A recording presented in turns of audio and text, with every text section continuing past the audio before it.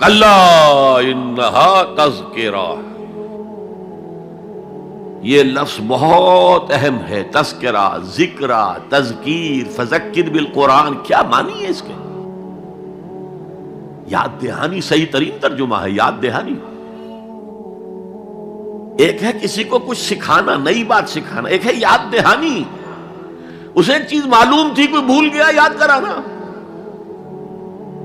جیسے آپ کے کسی دوست نے آپ کو بہت قیمتی قلم دیا تھا، آپ نے اسے بہت سنبھال کر اپنے ٹرنک میں رکھ دیا، اب سال ہا سال ہو گئے، نہ دوست سے ملاقات نہ وہ یاد، اچانک آپ نے کسی روز ٹرنک کھولا اور وہ قلم آ گیا، تو آپ کو دوست یاد آ جائے گا کہ نہیں؟ اسی لیے قرآن آفاق و انفس کے لیے آیات کہتا ہے، ہم اپنی آیات دکھائیں گے تمہیں، نشانی جس کو دیکھ کر تم ہمیں پہچانو گے۔ اور تذکرہ کا مطلب کیا ہے؟ پوٹینشلی ایمان ہر انسان کے دل میں موجود ہے، یہ جو روح جو ہمارے قلب کی مسکن مکین ہے، اس میں اللہ کی معرفت بھی ہے، اللہ کی محبت بھی ہے۔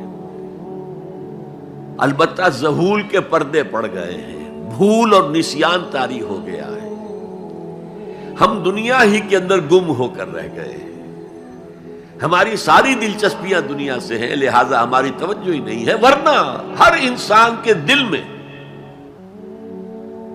یہ جو یہاں ہندوستان میں کہتے ہیں آتما اور پرماتما، آتما اور پرماتما کا تو تعلق بہت گہرا ہے، ابتدا میں بنا دی گئی تھی ارواح، جب ہم سب کے سب تمام انسان آدم سے لے کر اور تا قیامت جو انسان آئے گا دنیا میں، ان سب کی ارواح پیدا کر دی گئی، اور پوچھا گیا الستو بربکم قالوا بلا، یاد ہے؟ لہذا یہ تذکرہ ہے، یہ یاد دہانی ہے، تمہارے اندر موجود ہے، اللہ کی معرفت بھی موجود ہے، اللہ کی محبت بھی موجود ہے، لیکن کلا بل ران علی قلوبہم ما کانوا یعملون، ان کے دلوں پر زنگ آ گیا ہے اب ان کے اعمال کی وجہ سے، شیشہ جو ہے وہ زنگ آلود ہو گیا۔ حضور نے فرمایا ان هذه القلوب لتصدع كما يصدع الحديد اذا اصابه الماء، ان دلوں پر بھی زنگ آ جاتا ہے جیسے کہ لوہے کے اوپر پانی پڑتا رہے تو اس کو زنگ آ جاتا ہے۔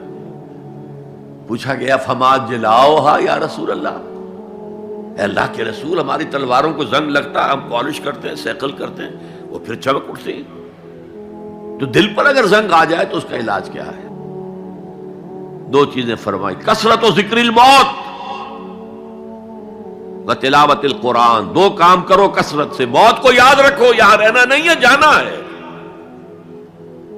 یہ ہمارا گھر نہیں ہے، یہ ہماری منزل نہیں ہے،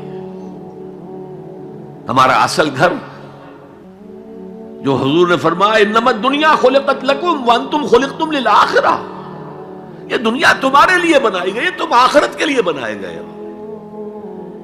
اسی لیے حضور نے فرمایا کن فی الدنیا کانک غریب عابر السبیل، دنیا میں ایسے رہو جیسے راہ چلتے مسافر ہو یا اجنبی ہو۔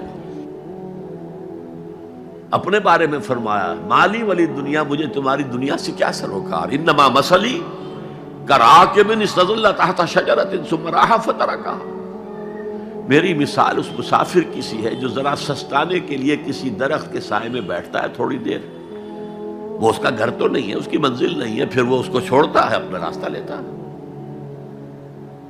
یہ اگر ہمارا تصور قائم ہو جائے، کلا انہا تذکرہ، اب اس کے بعد جو الفاظ آئے فی صحف مکرمۃ مرفوعۃ مطہرۃ بایدی سفرۃ کرام بررہ،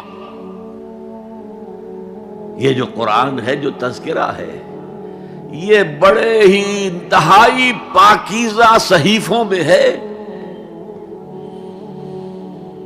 فی صحف مکرمۃ، بڑے باعزت، مرفوعۃ مطہرۃ، مرفوع بلند اور انتہائی پاک، بایدی سفرۃ، یہ کن کے ہاتھوں میں ہے؟ لکھنے والے وہ فرشتے، بایدی سفرۃ کرام بررہ، جو نہایت باعزت ہے، بہت وفادار ہیں اللہ کے۔ یعنی اصل قرآن کہاں ہے؟ لوح محفوظ میں ہے، اصل قرآن کہاں ہے؟ ابھی اگلی جو پڑھیں گے ہم، کتاب مکنون، چھپی ہوئی کتاب کے اندر ہے. اصل قرآن کہاں ہے؟ وَإِنَّهَا لَفِي أُمِّ الْكِتَابِ لَدَيْنَا لَعَلِيٌّ عَظِيمٌ. یہ تو اس ام الکتاب میں جو ہمارے پاس ہے، بہت بلند ہے اور بہت عظمت والا ہے.